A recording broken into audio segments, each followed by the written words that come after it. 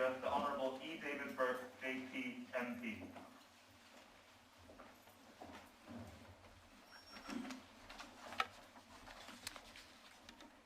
Good morning, please be seated.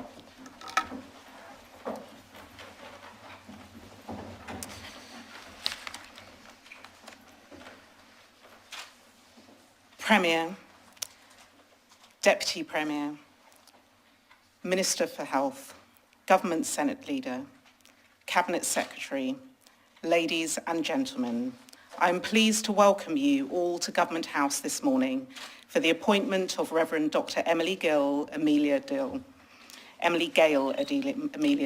very sorry, please forgive me, as a Government Senator and her swearing in as a Junior Minister.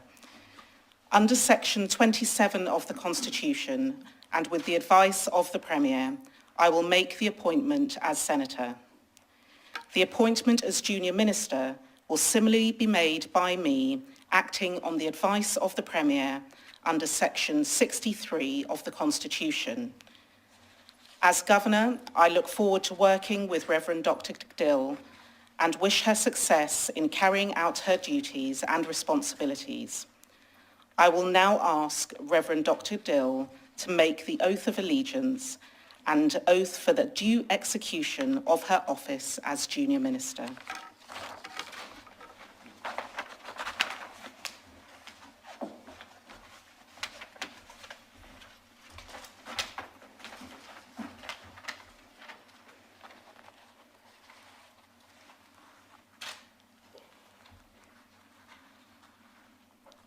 I, Emily Gale Amelia Dill, do affirm that I will be faithful and bear true allegiance to Her Majesty Queen Elizabeth II, her heirs and successors, according to law, so help me God.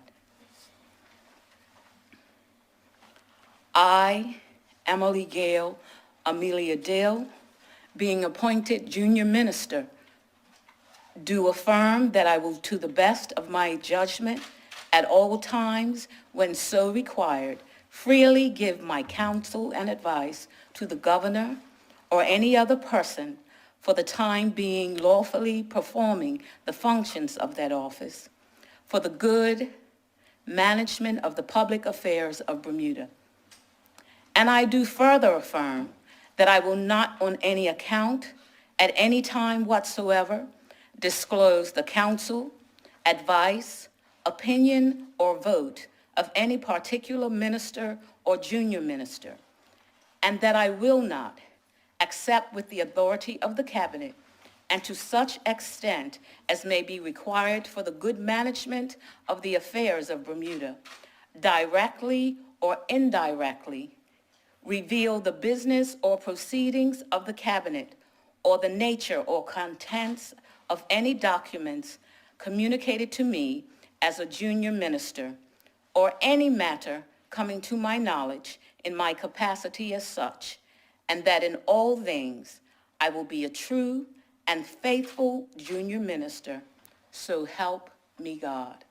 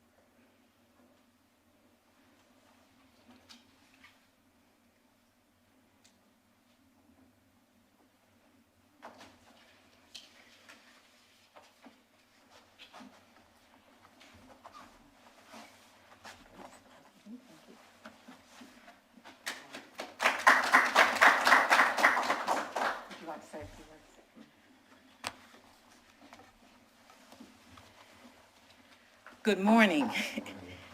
Certainly, this is a very humbling moment, and I would like to thank the Premier for his confidence in me and assigning me to this role. I look forward to serving the people of Bermuda.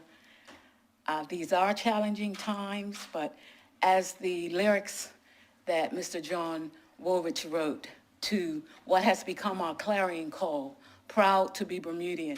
We faced hard times before, and we will do it again.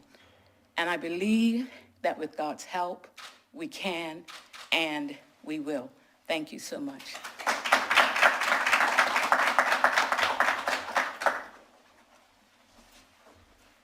Premier, would you like to come and say a few words?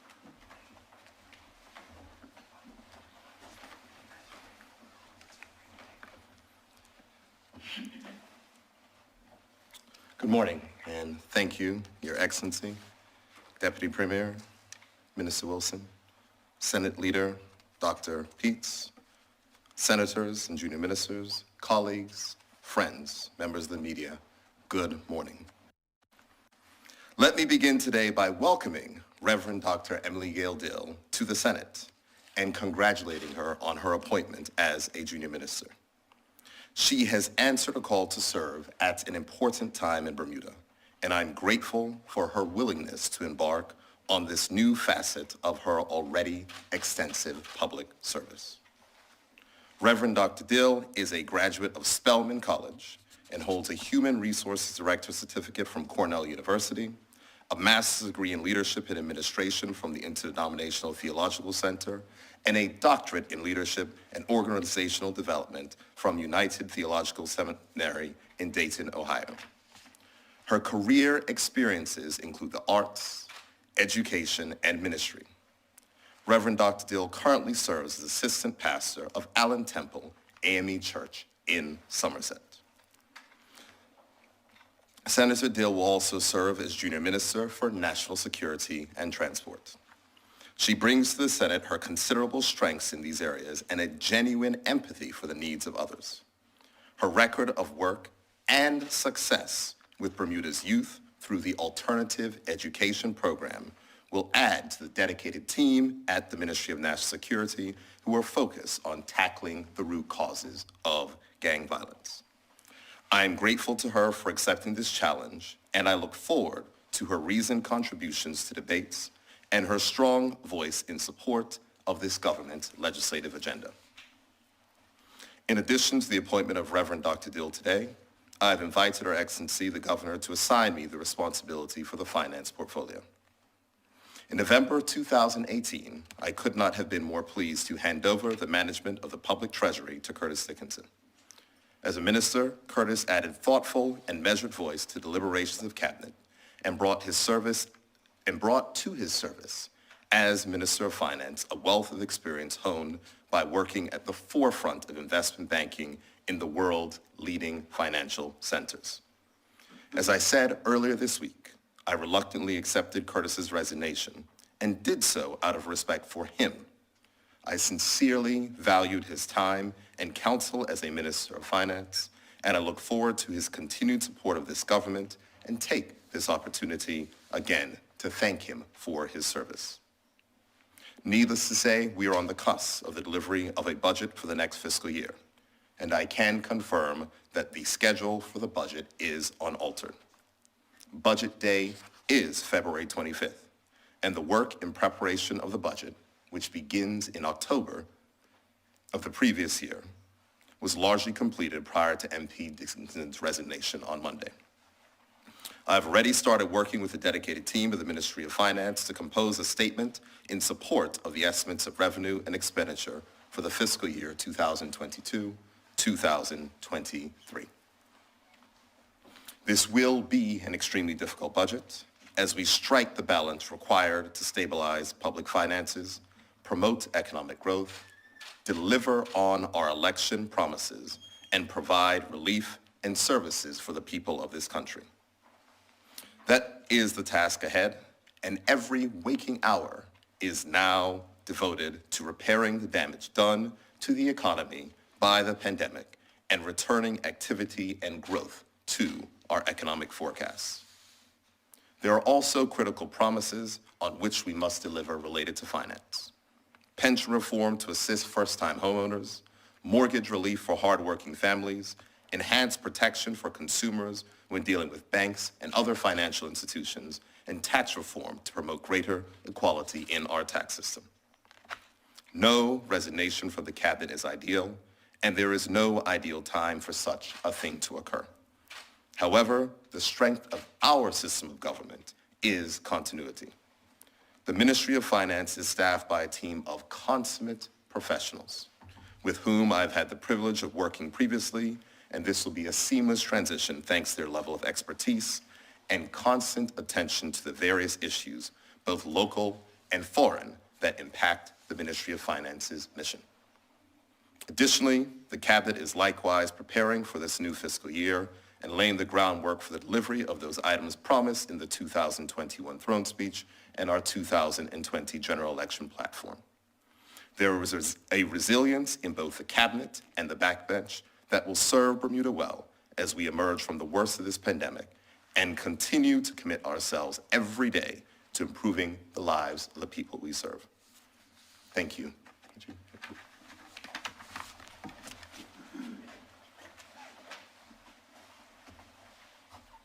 Thank you all for gathering, and congratulations, Senator. May I please invite you all to, I have no further words to say this morning, so thank you all for coming. Do you want to take questions, Premier? Yes. Thank you.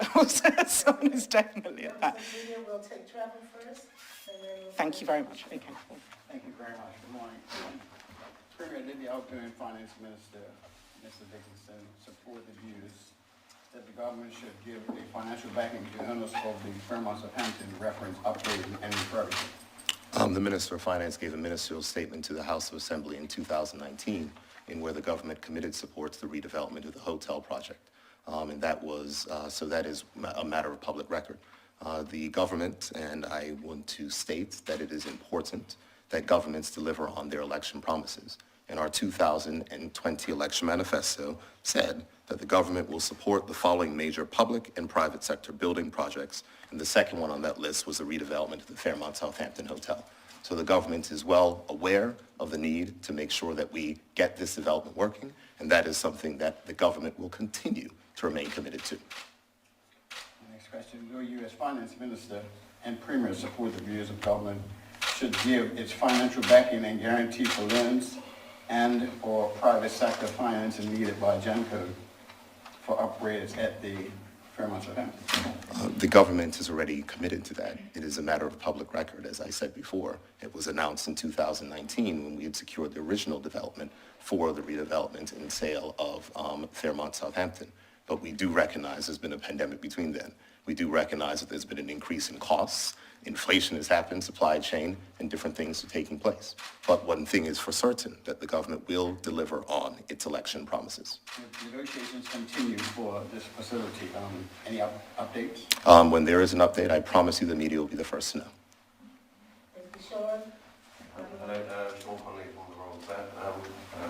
Good morning, Premier. Good morning. Nice to see you. Do you agree with former Premier Swan, probably the most respected Premier the Ireland has ever had, that the resignation of Mr. Dickinson and how you handled it has damaged the Bermuda economy and its credibility internationally?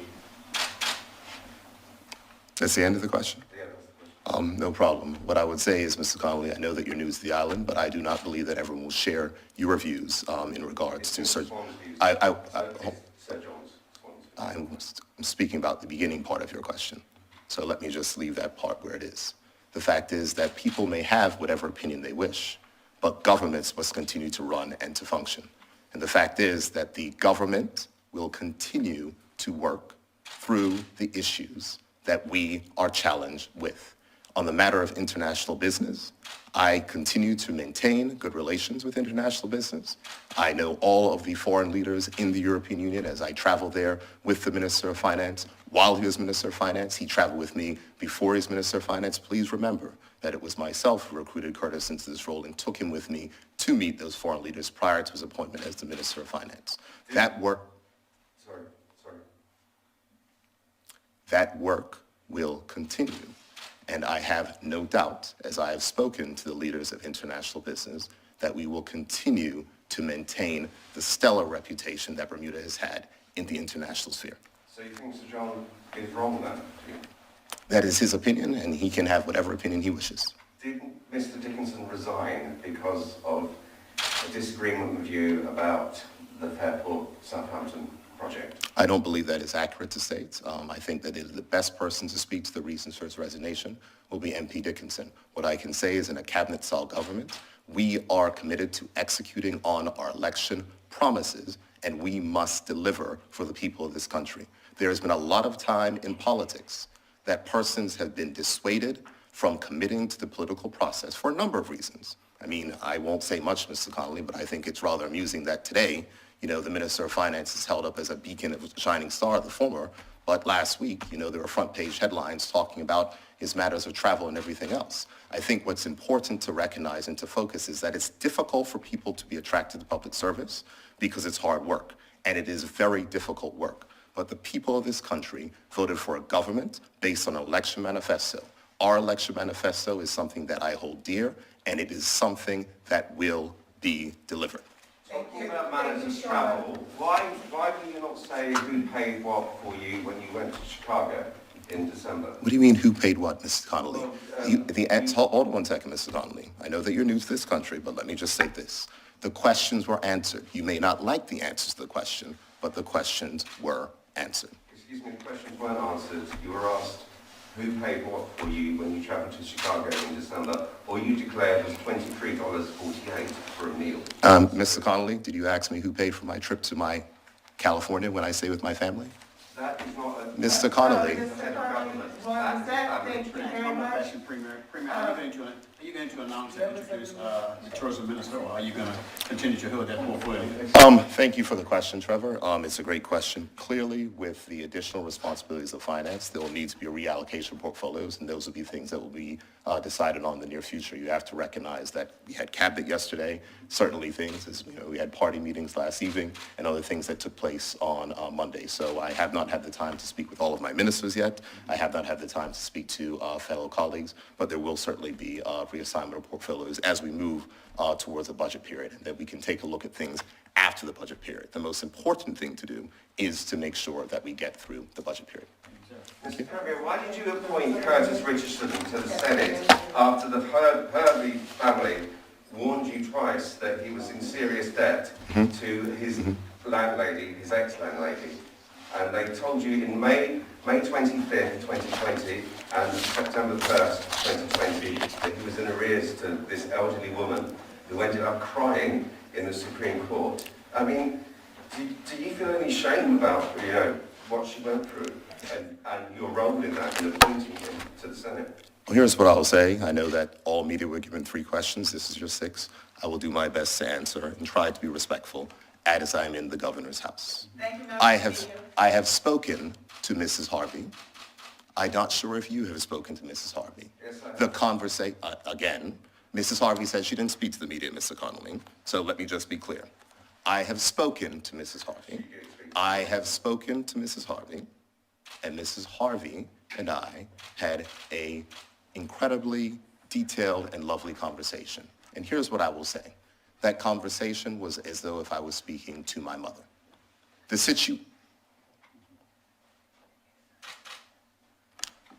I will now end, because if I cannot give my responses, I will not be interrupted. Thank you. Thank you, members of the media. Very good. That ends this press conference. Thank you for viewing, and thanks for joining us.